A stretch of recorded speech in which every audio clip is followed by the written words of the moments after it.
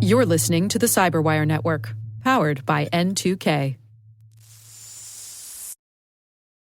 My dad works in B2B marketing. He came by my school for career day and said he was a big ROAS man. Then he told everyone how much he loved calculating his return on ad spend. My friends still laugh at me to this day.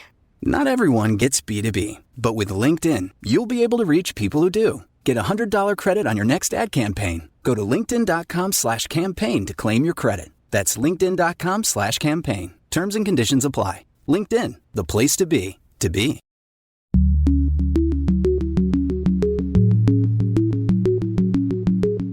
We can't expect every sitting member of Congress to be an expert in cybersecurity.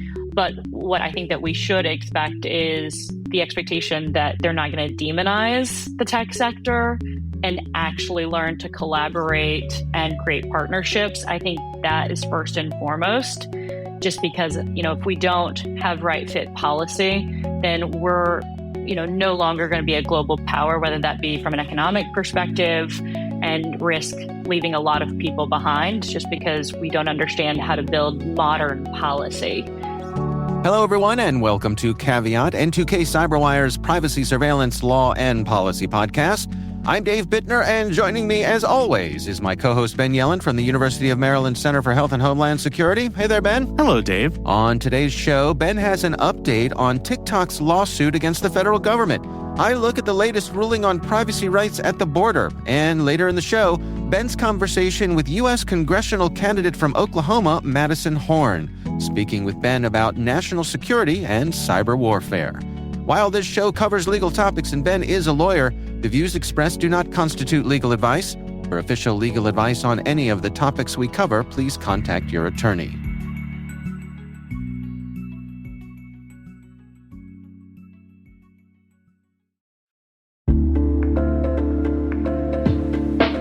Imagine this. Your primary identity provider goes down, whether it's a cloud outage, network issue, or even a cyber attack.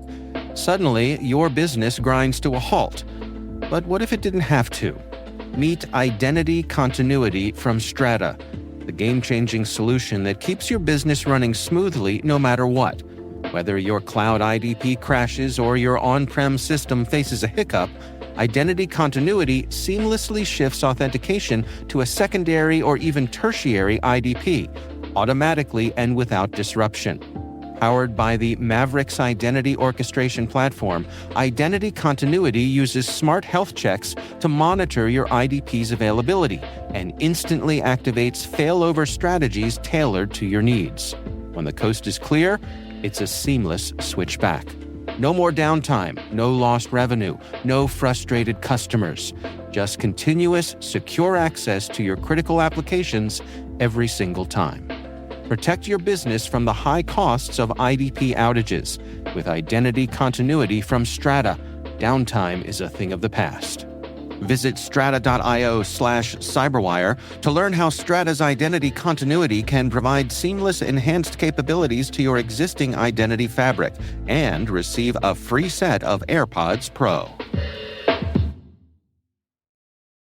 All right, Ben, before we get to our stories here, I had a funny thought that crossed my mind in the past week or so. It was actually triggered by a conversation I had with somebody over on Mastodon. And they were... The good place, as it were. The good place, that's right, the good online platform. Mm-hmm. They were expressing something that you and I have been in agreement on and expressed doubt about, which is why the FCC defers to law enforcement when it comes to Stingray devices. That we have this device that is basically designed to interfere with wireless communications, and the FCC is okay with that because it's being used for law enforcement. So what I'm curious about is, we've been talking about the Supreme Court's ruling, meaning that we're doing away with Chevron deference. Could that affect the FCC's ability to be deferential to law enforcement when it comes to stingrays? So there are a bunch of things I would say to that. I think we have to go through a multi-step process to answer that question. just because Chevron was reversed, you still have to establish a bunch of things to have a successful lawsuit. So first of all, you have to have somebody with standing. So it would have to be somebody who was convicted probably on evidence obtained from a Stingray device. And then that action would have to somehow be traceable to an FCC policy decision, which in this case would be deference to Stingray devices or deference to Stingray devices, not subject to the type of federal regulation you'd normally see. So that traceability could be very difficult to prove. I do think if you could get over those pretty high hurdles, you'd get to a pretty interesting place. If you were to take, and granted, I have not read the statute word for word, so I'm kind of guesstimating on this. But if you were to read the authorizing statute for the FCC and its regulation of bandwidth, I do not think there are any carve-out exceptions specifically for Stingray devices. Right. So from a Chevron perspective, the agency would not be able to interpret the FCC statutory language in such a way that has that exclusion, because that would be an impermissible interpretation of the statute. It would stray too far away from the text of the authorizing statute. I'm just kind of expressing doubt in my own head because the Supreme Court can come up to whatever conclusion it wants to come to. Right. And ultimately, what Chevron really means is that the Supreme Court itself will interpret what the statute means. And I don't know how specifically they feel about Stingray devices. If there's a conclusion that they find compelling, I'm sure they'll figure out a way to get there. Yeah. So with all of those caveats, so to speak, I do think it's something that's interesting and something we could pay attention to. Yeah, just real quick. I mean, talking about standing. I'm walking down the street, minding my own business, and I happen into a zone where a Stingray is being used, and I notice that something goes wonky on my phone, or I try to make a call and it doesn't go through. Do I have standing? No. I didn't think so. Yeah, because that does not qualify as an injury in fact. Okay. And there's not any type of redressability, which is a huge element of standing. There's nothing the government could do to undo that or to make you whole after that terrible experience that you would have suffered. So those are two prongs of the standing test that fail right away there. Right. So really, I think it would have to be somebody who was convicted as a result of evidence obtained through the use of a Stingray device, and that was traceable to an FCC decision or regulation. What if somebody tried to make a 911 call and it didn't go through because the Stingray device was blocking it and somebody died? Now that is very interesting. If you could prove that level of traceability, then I think you could establish standing. Okay. It would be very, very difficult to prove. There are a lot of reasons why 911 calls won't go through. Yeah. So that would involve a lot of discovery, and you'd have to have a lot of technical experts being like, here's exactly why this call didn't connect. And surprise, surprise, it had to do with the use of a Stingray device. Yeah, so it stays it's possible. Stays in the theoretical category, I guess. Yeah. Yeah. All right. Interesting. All right. Well, thank you for indulging me as I went down that hypothetical pathway. No, that's a fun rabbit hole. I'm glad we got to it. All right. Well, let's get to our proper stories here. Why don't you kick things off for us? So, among our many legions of fans, the question I get asked most when I'm talking about this podcast is what is going to happen to TikTok?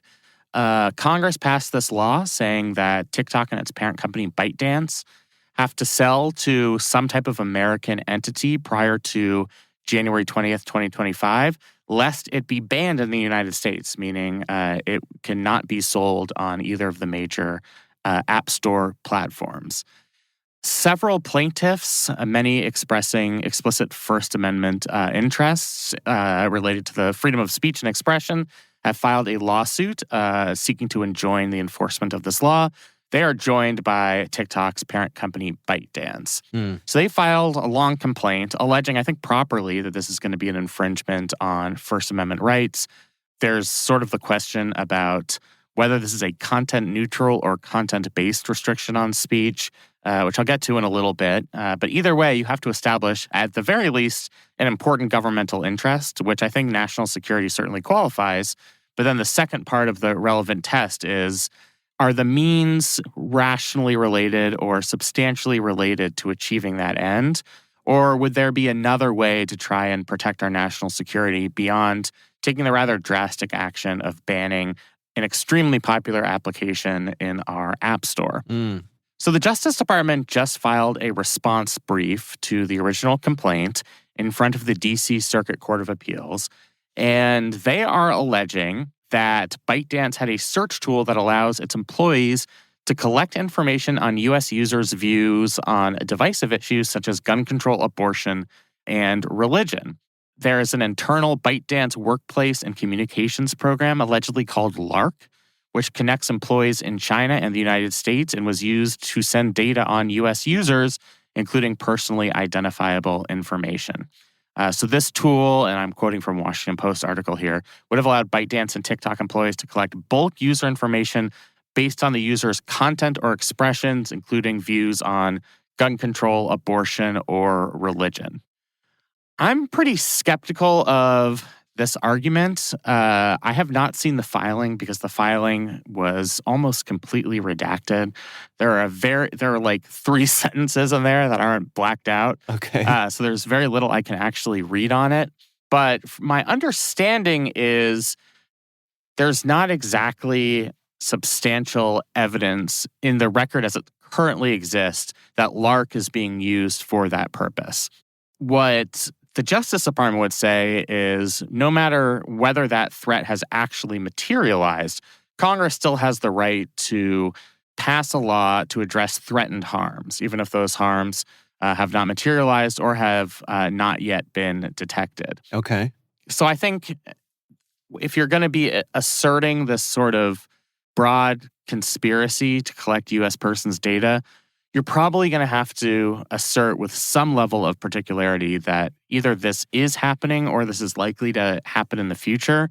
Otherwise, it does get unduly speculative. And the reason that's relevant is it's a pretty high bar when we're talking about a First Amendment challenge. So the government's basic position, besides this allegation about LARC, is that people don't have a First Amendment right to use TikTok. It is not chilling expression generally. It is, I think, in their interpretation, more of a time, place, and manner restriction, which are generally more constitutionally permissible. Like, you can't yell outside your neighbor's house with a bullhorn at 3 a.m. and not be cited for violating a noise ordinance. And I think that's what the Justice Department's argument here is. I'm skeptical of that argument for a couple of reasons. I think the most important is that there is no platform that allows the exact type of expression with the significant market share that TikTok has. And so I think that's more than just an incidental inhibition on speech, and that's going to be a major challenge for the Justice Department. You could go to Facebook Reels or Instagram Reels. Because TikTok is so established and there are communities and there are influencers, I think it's naive for the Justice Department to say this is solely about one isolated application and it doesn't really have a broader effect on our national conversation. I think the best proof of that is what's happened in the Kamala Harris for President campaign over the past week. Okay. She went on TikTok, and as opposed to President Biden, she has a bunch of influencers who are supporting her by making memes on TikTok. This whole thing about falling from a coconut tree, which I'm not going to get into, but I assume our listeners can Google it, has really spread like wildfire on TikTok, and it has amplified her political message in the first week or so of her campaign. So I'm just skeptical that this is going to survive a First Amendment challenge. The way the law is structured, this has to go first to the Court of Appeals. That's unusual. Usually it would go to a district court. But because of the time restraint here, the Court of Appeals is going to be the court of first impression on this. Assuming they make a decision sometime in the next couple of months, I think the Supreme Court could weigh in at least on the question of whether there should be an injunction against this law. And we could see that prior to the forced sale, which is scheduled to take place by next January. And then one last element of all of this, I think you can never take politics completely out of the story. Right. I think a lot of the future of TikTok is dependent on factors related to the 2 people who could be the next president. President Biden signed this ban on TikTok. I have not seen an articulated view from Vice President Harris. Although she doesn't seem to be opposed to people using the platform. Not at all, but neither was Biden. He set up his own TikTok account. I think it's kind of like they're contradicting their own professed views in a way. Do as I say, not as I do. Yeah, and it's sort of like, well, as long as this platform exists, I'm going to get out there because it is popular. Right.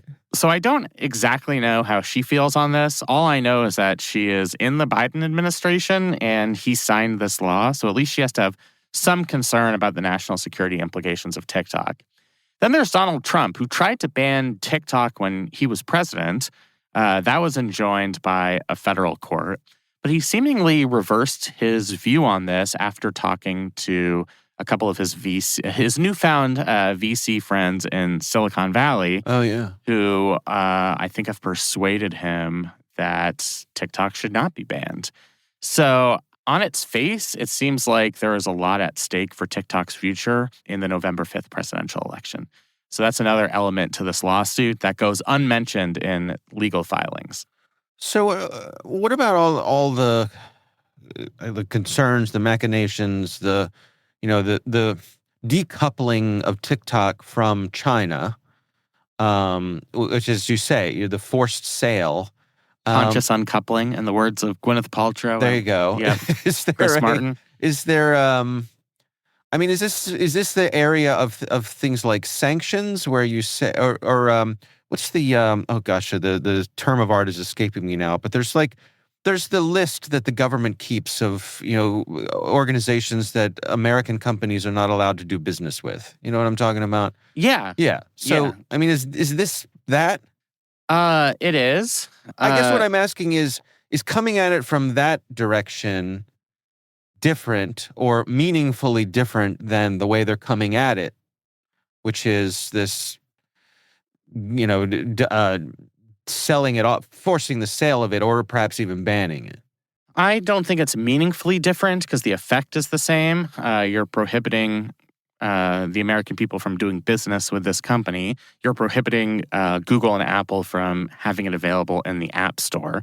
So it has the same effect on the type of business sanctions we often see in this realm. Yeah. The difference here, I think, is TikTok's own popularity. Some of these companies that are forbidden from doing business in the United States due to various State Department policies are very obscure to most Americans. That might be prevalent among our adversaries in Russia or China. Yeah. But it's not like the main social media platform that's driving our national conversation. Right. I'm thinking of like Kaspersky, which is a cybersecurity company that is headquartered in Moscow. They recently announced that they're closing down their U.S. division, laying everybody off and, locking the doors because the federal government has said, if you're in the U.S., you can't do business with Kaspersky, right? Yeah, I mean, I think this would be the equivalent to that. I think it's perhaps a legal distinction without a real practical difference. The practical difference, of course, is the popularity of TikTok. And if you were to do a nationwide survey comparing just the pure recognition of TikTok versus Kaspersky, I figure it would be a very big difference between the percentage of people who know about TikTok. Well, and is there any where does the First Amendment come in with this? Is Kaspersky being a cybersecurity company, there's really no First Amendment argument to be made where I can see them, and they are trying to make one with TikTok, because it is a place of free expression. It is, yeah. I think that makes a huge difference, and I think that could be determinative in this lawsuit. With Kaspersky, there is a such thing as like associational rights. That doesn't carry the same constitutional weight when we're talking about a major forum for the freedom of expression. I see. Because TikTok is a very expressive platform. Now, a lot of very weird and probably not that important things are expressed on there. I'm sure our society would have survived without seeing thousands of videos of the Hakatua girl. Okay. Nothing against her. She wants to be a guest on this show. I'm all ears. But that doesn't mean that TikTok doesn't play a major role in our marketplace of ideas. And the evidence we've seen in this political campaign, I think, is quite compelling that this is, even beyond what Twitter ever was, a new town square, a way for people to express themselves. It's had an influence on our national conversation. How that manifests itself in a potential legal holding is sort of hard to foresee, but I think it's going to have to do with finding the least restrictive means of achieving the goal of protecting our national security. It's a lot harder to say that this is the least restrictive means when we're talking about such a prominent and important application that everybody uses. All right. Well, it's one to keep an eye on for sure, and we will do that. We will do so. Absolutely. I'll have a link to that story from the Washington Post in our show notes. I have a story from TechCrunch, and this has been covered broadly all over the place. This is a ruling from a federal district court in New York, which has ruled that U.S. border agents must obtain a warrant before searching electronic devices of Americans and international travelers. Can I just say hallelujah? Yeah, this one was surprising to me. I have to admit it. And granted, we don't know what's going to happen here on appeal. There's a lot of conflicting case law about digital searches at the border. Right. But yeah, I mean, take the victory lap, Dave. Well, I obviously, I'm saying that this is something that you and I have talked about over and over again here, and I think it's fair to say both of us have been left scratching our heads the degree of flexibility that Customs and Border Patrol people have at the border for searching our devices. And I think the argument here is that your mobile device is a different category than your suitcase. And this is well founded in case law. If you look at Riley v. California, that's exactly what the Supreme Court said. It is essentially a part of our bodies. It contains such a rich tapestry of personal information that it's in a different category entirely. Now, look back at that Riley v. California case. What the Supreme Court was saying in that case is normally you do not need a warrant for a search incident to an arrest. So if somebody is arrested based on properly predicated evidence, you can search their car, you can search their wallet. The justification there is obvious. You want to keep law enforcement safe. And as long as you reasonably have somebody in your custody, you might as well see if they have contraband that you can use to convict them in court. What the Supreme Court said in Riley is cell phones are different. Cell phones are different because of the wealth of personal information contained therein. Now, with border searches, I think the same sort of intellectual exercise is taking place here in this case. Normally, there is a lesser Fourth Amendment standard for searches at the border. This is what's known as the special needs doctrine. Normally, you wouldn't be able to search somebody without any indicia of suspicion because that would be a Fourth Amendment violation. But there is a special governmental need to search people as they cross our border to protect our national security, to make sure people are not bringing in drugs or, whatever somebody might bring into the country. But I think what this district court opinion is saying is, once again, cell phones are different. It is a window into a person's life. And this is basically an extension of the Riley decision to the question of digital searches at the border. I think it's a welcome decision in that respect. I'm just very curious to see what the Second Circuit Court of Appeals, which is based in New York, does once this case makes it to that panel. Yeah, this article says it's not clear yet if the federal prosecutors will appeal the decision. I suspect they probably will. Don't you think? I definitely think they count will. on it. I mean, I'm sure there's sufficient value in these digital border searches. They've probably discovered a lot of really useful information through the use of warrantless border searches that this is something that they're going to try to defend in court. So I would suspect they will appeal this to the Second Circuit Court of Appeals.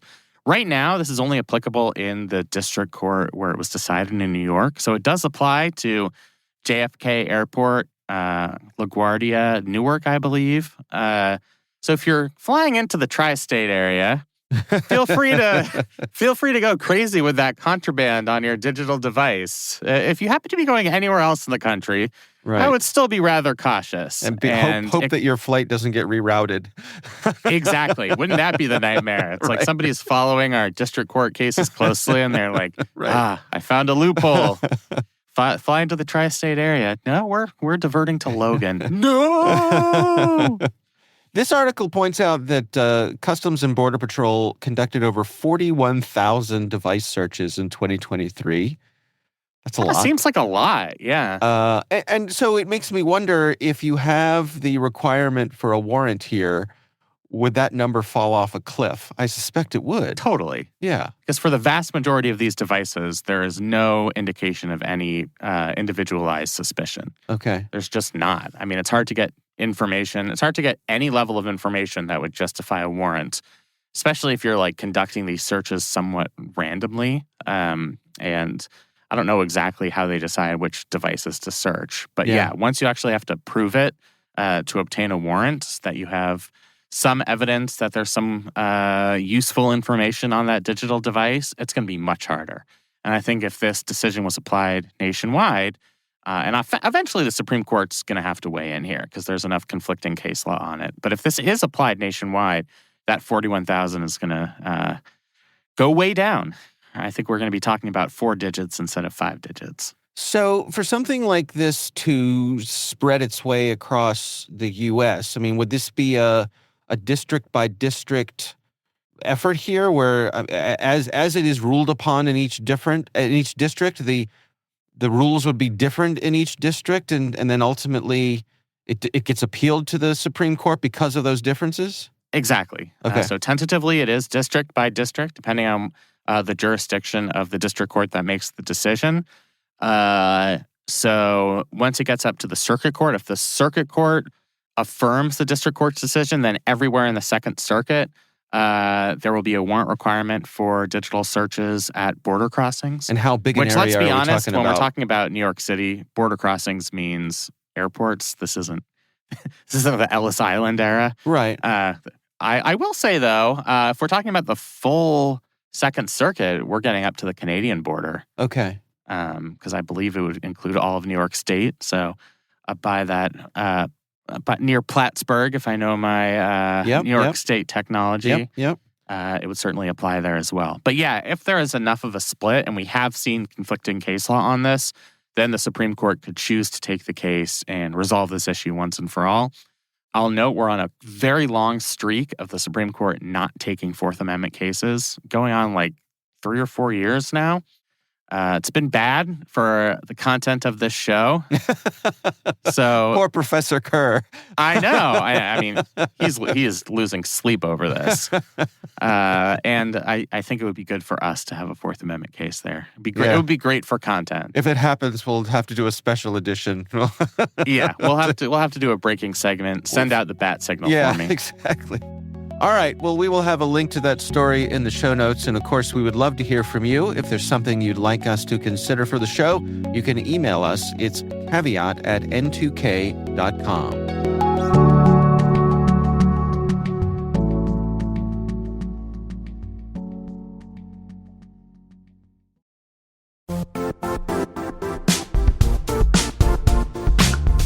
The IT world used to be simpler.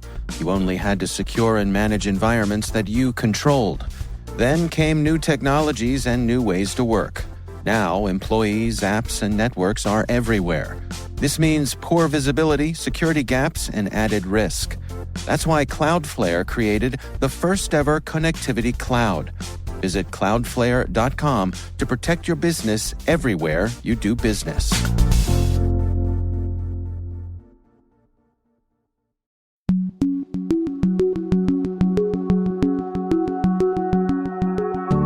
Ben, you recently had the pleasure of speaking with U.S. congressional candidate from Oklahoma, Madison Horn. Let's hear that conversation. Welcome to the show. I wanted to see if you could give us some background about how you got into the field of cybersecurity and how it informs your career right now. Yeah, well, first off, thanks for having me on. As it relates to just me getting into the world of cybersecurity, it was entirely non-traditional, and I feel like I kind of fell into the world of cyber. I'm from a small town called Stillwell, Oklahoma. It has the lowest life expectancy in the United States. As you can imagine, some of the economic statistics there that are huge drivers, and then just overall outcomes.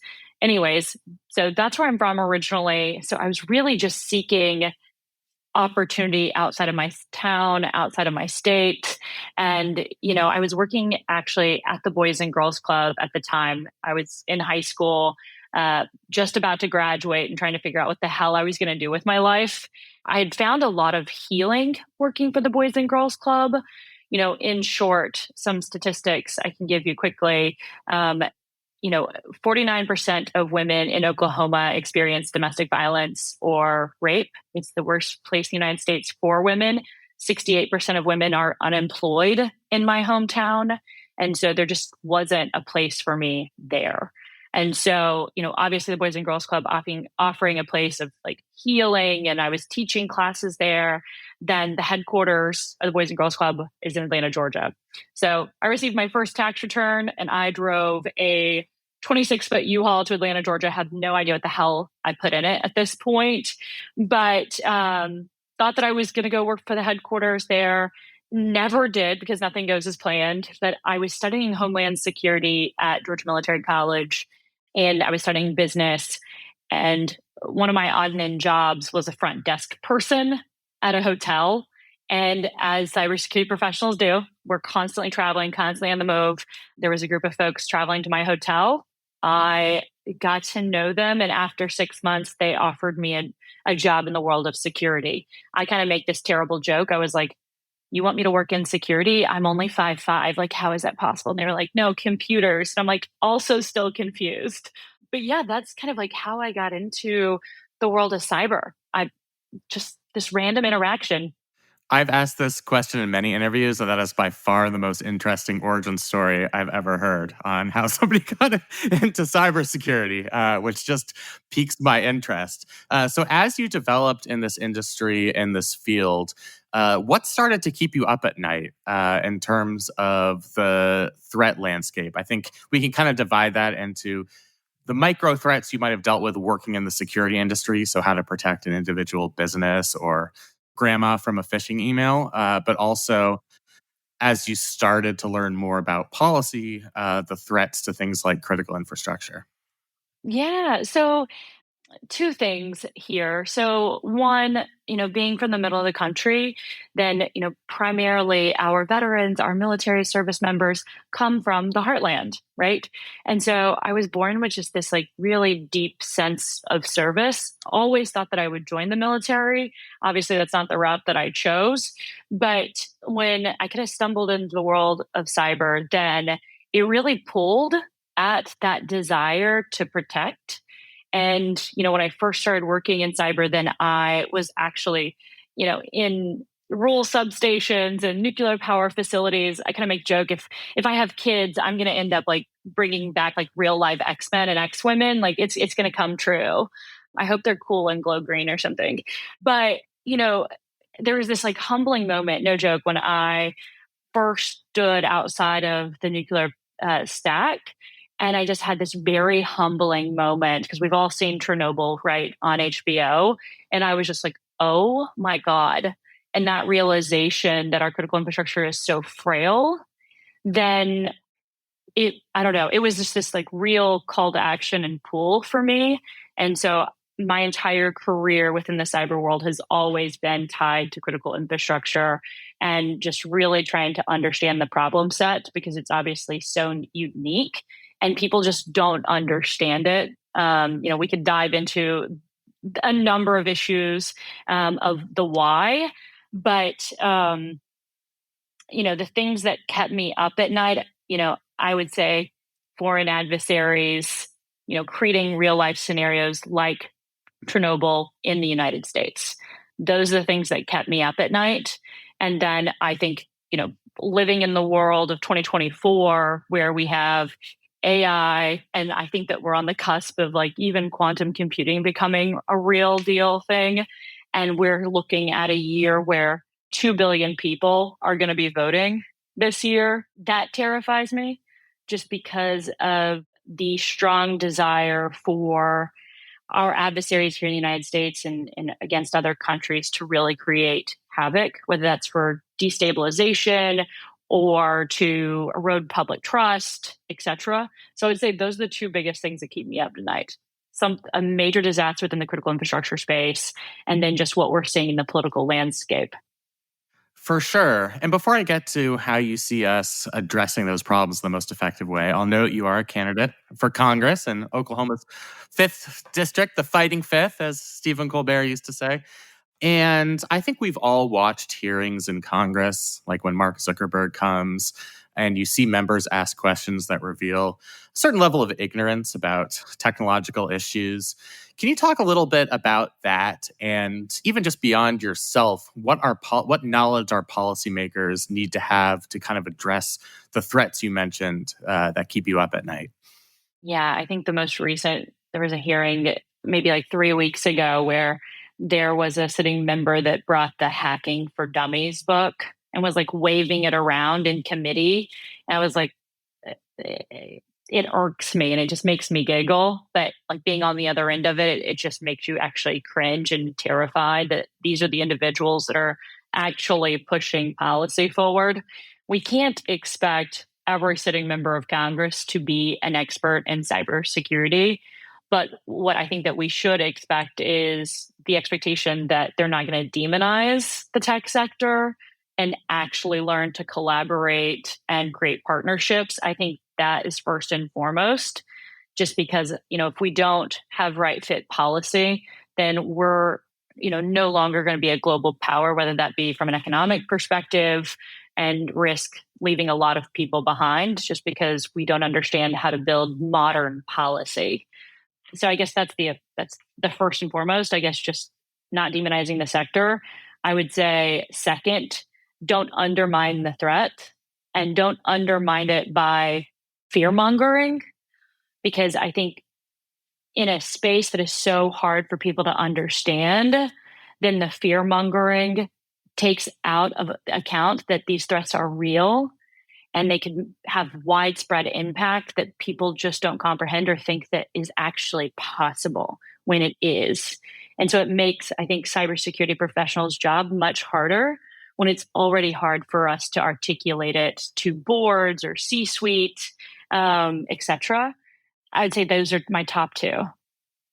That makes a lot of sense. And in terms of where you think policy needs to develop over the next several years, regardless of which policymakers are in Washington, particularly with the newfound opportunities and threats that come with AI and quantum computing, what do you foresee as our most ambitious and important policy goals over the next several years? Sure. I think what CISA is doing is incredibly, like, it's a really great start and framework. But what I would like to see is more education being done at the very, very local level, because realistically, the top down isn't going to work. We're going to have to start education within, our local schools, within our local community centers, and just doing rescaling, like digital scaling, and understanding the importance of data privacy and the personal ownership that we have to protect our individual data, which will overarching uplift us as a country to just be more resilient. I would say that. I kind of touched a little bit on rescaling, complete overhaul and just like what our workforce development looks like, what public education looks like, what our 4-year degree programs look like. Here in Oklahoma, we have one of the strongest vocational systems in the United States with wait list of 200 and 300 people, which is insane. We have people wanting to seek opportunity, but there's not enough funding for these schools to actually educate the people that are seeking to better themselves. So that's highly frustrating. And just like, what type of opportunities are we looking at in the future? I hear a lot of conversation around bringing manufacturing jobs, to states like Oklahoma and just the rural heartland in general. And with AI, with automation, we're talking about jobs that are robotic engineers, data scientists. And, what does that look like in a state like Oklahoma, where we're ranked 51st in education? Yeah, it's like it doesn't have the same image of manufacturing or coal mining that you would see in an advertisement, but it's perhaps more important to have a strong workforce in these rapidly developing fields. For sure. I mean, I think it's both for economic stability as a country, right? But also, again, like empowering a large swath of the country that we haven't done development in. Right, exactly. I'm glad you mentioned K through 12 education because I just think that's such an area of neglect. Getting people in on the ground floor and learning about basic cyber hygiene and the threat to our own personal data. And as somebody with a 7 and 5-year-old, it's certainly something that I think about all the time. In terms of a more macro level, what our country needs to do to address some of these malign foreign actors to harden our systems. Can you talk a little bit about what your preferred policies would be in that realm? So I'm going to stick to the just critical infrastructure, to be honest, because it is what keeps me up at night, right? As we're making this transition to, a diverse ecosystem of different energy sources, I would love to see more investment in the green energy space. I think this is a zero-sum game in competing with China. And, we have to come to the realization that, climate change is real.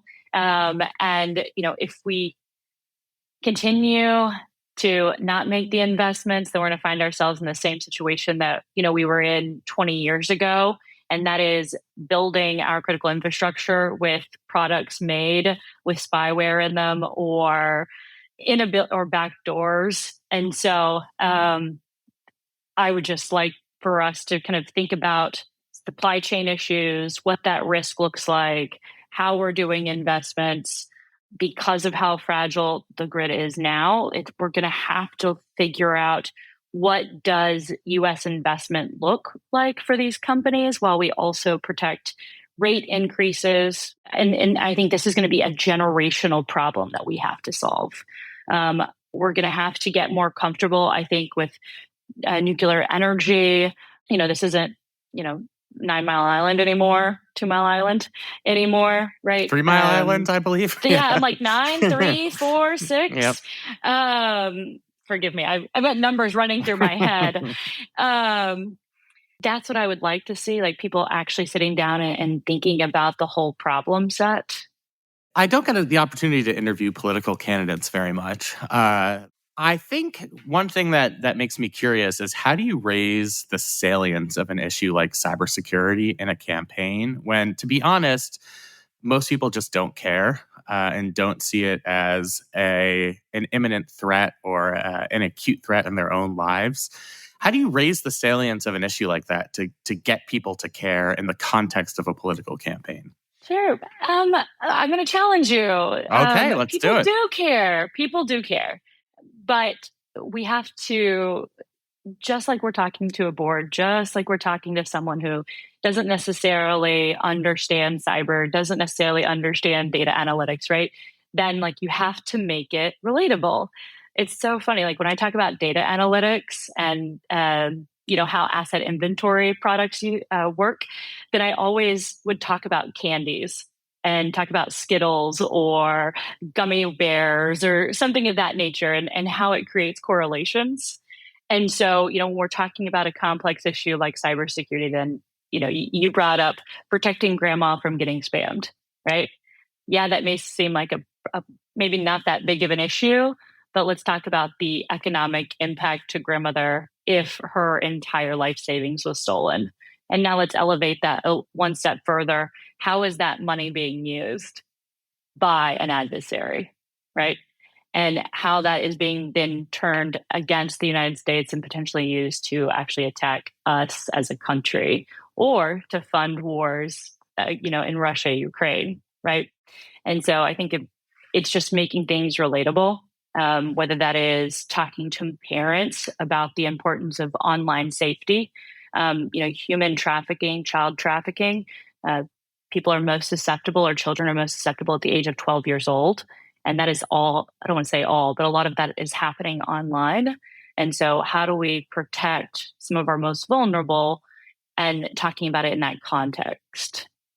I'm glad you pushed back against me, because I think I can be too cynical about this stuff. And it's good to hear that you've thought about ways to make this more concrete and relatable to people who don't live and breathe cybersecurity. Of course, like to farmers, and talking about ag, talking to folks who work in local water systems, right? It's all about contextualizing it. Absolutely. Yeah. And we'll hear stories like John Deere fighting against right to repair for tractors. It's like there is a cyber angle for everything. So, yeah, I think we can be evangelists for that for that concept. Madison Horn, thank you for joining us on the Caveat podcast.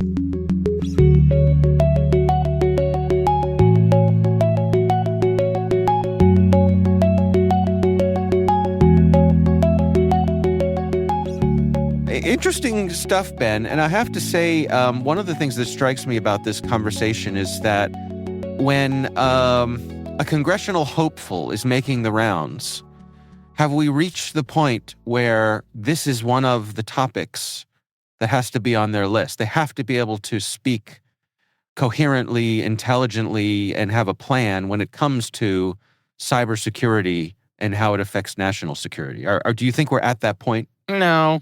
No?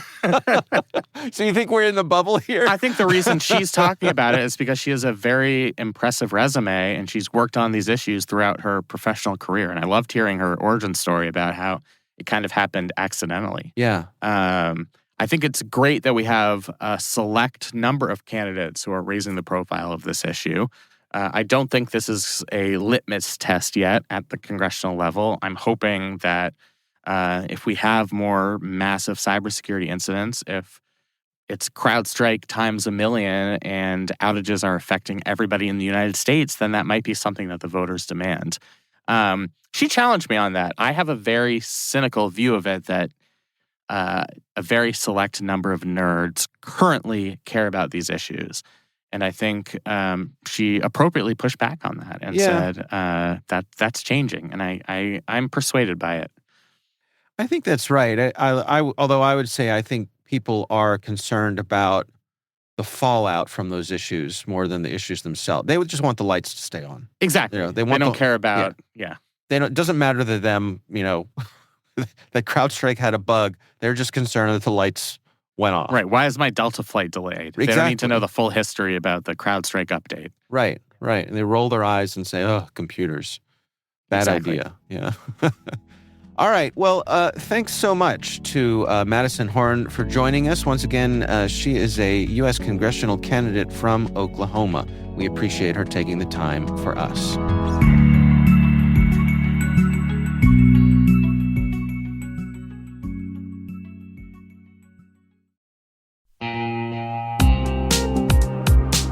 And now, a word from our sponsor, NordPass. NordPass is an advanced password manager from the team behind NordVPN, designed to help keep your business safe from data leaks and cyber threats. It gives your IT professionals control over who has access to your company's data and makes it easy for everyone else on your team to use strong passwords. Right now, you can go to www.nordpass.com/cyberwire for 35% off the NordPass Business Yearly Plan. Don't miss out on that.